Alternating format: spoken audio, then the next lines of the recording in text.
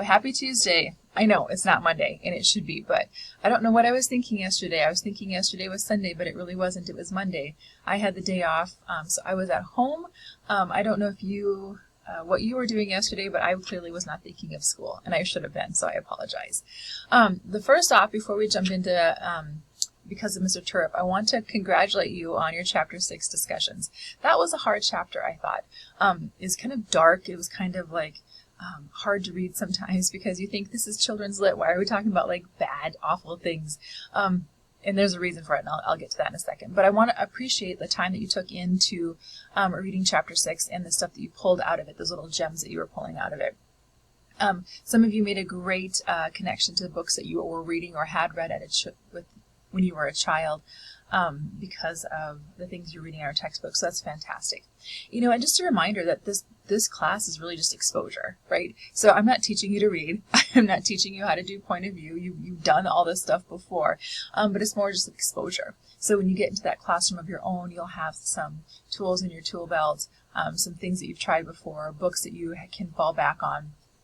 And we're exposing authors and illustrators, and then of course novels. So that's fantastic. So I was happy with Chapter 6, and I appreciate all the time that I went into it.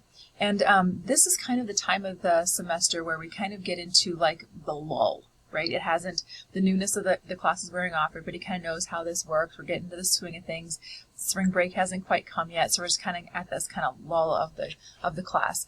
And that is kind of the downside of having this class to be an online class versus a face-to-face class.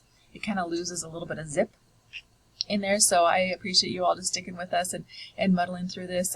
Obviously, this class would be best taught face-to-face, but that's just the way the cards fell this time with scheduling and everything like that.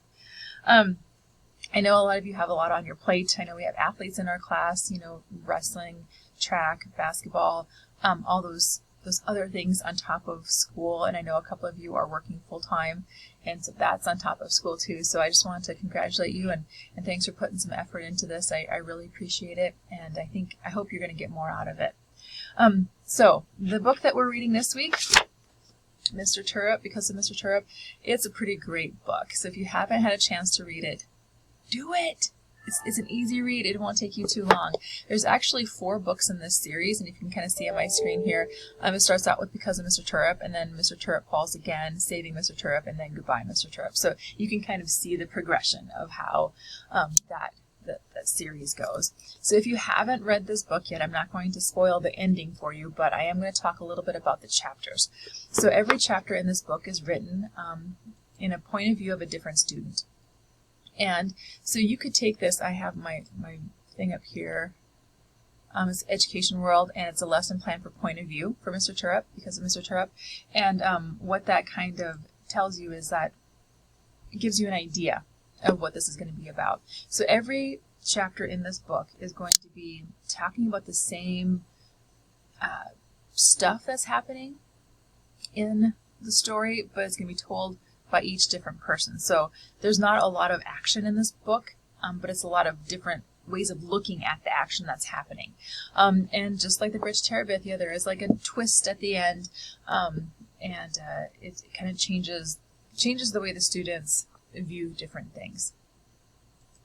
Mr. Turrup is mainly, it says it's for a 5th grade class because it's written about 5th grade class, but really this could be easily down a couple grades or up a couple grades. So it has that ability to go from maybe 4th up to like 6th, 7th, somewhere right in there, depending on your students' reading. But really the message and the meaning behind the book is kind of for everyone. So this could be a good read aloud for younger students as well. So the theme for this book is kind of change, forgiveness, personal responsibility. But, you know, there is a tragic accident at the school, and it really brings these 4 or these 7 characters of the students together, and they change, and it's a great story.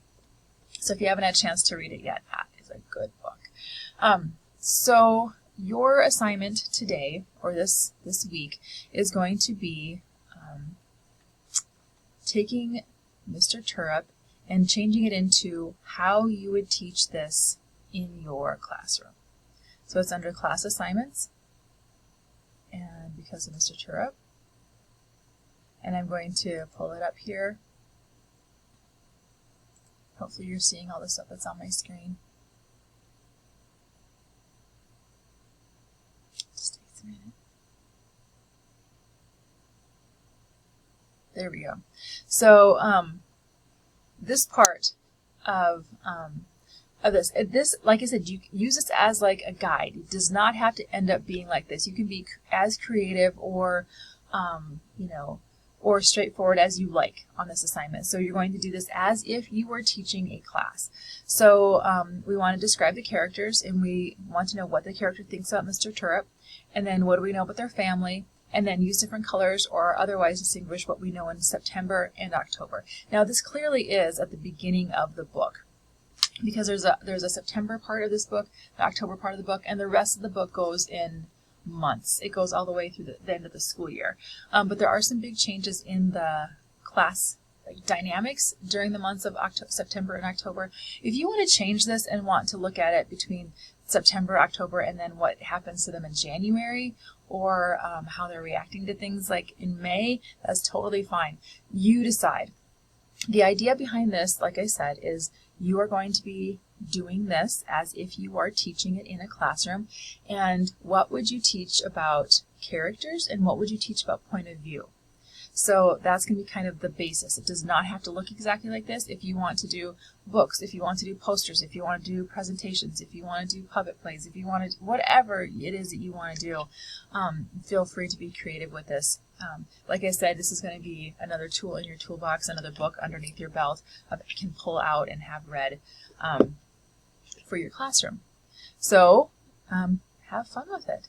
It doesn't have to be long and boring. It can be more fun. Okay, and so I'm going to head back to content here. So this is due, sorry, I should have had this open. This is due next Sunday night, so Sunday, February 21st at midnight.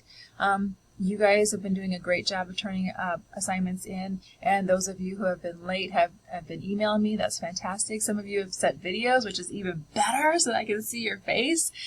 Some of your faces I see only on like news reports, like newsletters from the school or stuff for your sports. And I know, Renzi, can you believe I saw you on the news in Montana? You were on Montana 406 Sports. So you and your brother, that was kind of cool to see. So, if I don't see what you look like, sometimes it's hard to just get to know you. So you feel free to always put a video in here. So this is what's coming up on Sunday. So now for your discussions. For your discussion for week 6, where that's going to lie is going to be, right in here. So what I want you to do is I want you to tell me what you're feeling, what you're thinking about the book. Have it read first before you discuss, and then tell us your thoughts on the book. And then I also want you to think about how would you teach point of view to your class. If you're doing like middle, I picked middle of the grade, so like I said, 3rd, 4th, 5th, 6th, somewhere in there. How would you teach this to that class? So it's going to kind of mirror what your assignment is. So during your discussion, 2 things. I want you to tell me about the book and what your thoughts are. The second thing is, how would you teach this in your classroom? And please, please, please, please read everybody else's discussions and see what they have to say about it. It's been pretty great. Your fairy tales were very, very good. Thank you for putting as much effort into that as you did. If you don't have a grade from me, you will be getting it soon. I have given most of them out.